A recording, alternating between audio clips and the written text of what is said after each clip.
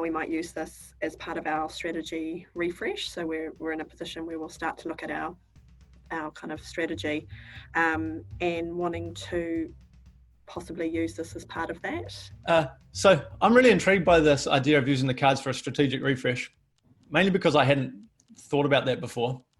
I didn't design them to be used in that way, but it's becoming more evident that it can be a useful tool as part of that, I think.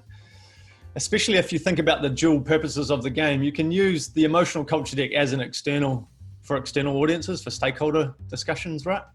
And most strategic plans will have some. I don't want to assume all of them do, because I don't know every single company in the world, but most strategic plans will have some reference to an external audience or a stakeholder group of some sort. And you can quite simply use these cards for that conversation. How do we want our stakeholders to feel?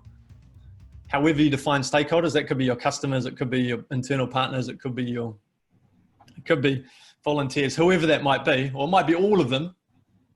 It's just a really beautiful way to start that strategic discussion where you go, actually, who is our audience, who are our stakeholders, and what do we want them to feel and why?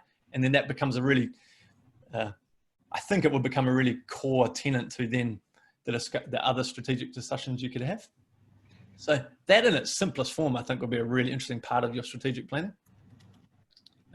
We've done it recently for an organization I'm a part of when it comes to resetting our strategic plan and going that exact thing. Who's our core audience? What do we want them to feel and why? And then how are our strategic priorities aligning or helping deliver on that?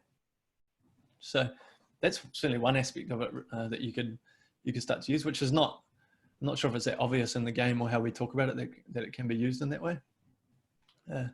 We have the customer experience deck, but you can use the emotional culture deck in a really similar way to do that. And then I think equally it applies from an internal perspective.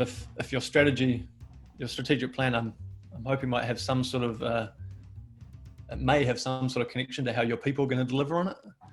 And so having a connection back to how you want your people to feel to deliver on the strategic plan, you can then tie that in, I think, really nicely there.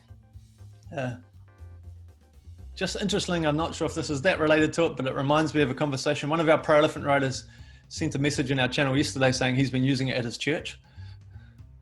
And so their minister is now talking with his congregation about how he wants his congregation to feel. And now this is not particularly a strategic refresh thing, but if a minister can use the cards to think about how he wants his congregation to feel, I don't think there's any reason why we can't be using these cards as part of a strategic refresh to go, what's most important to us and how are we going to deliver on that?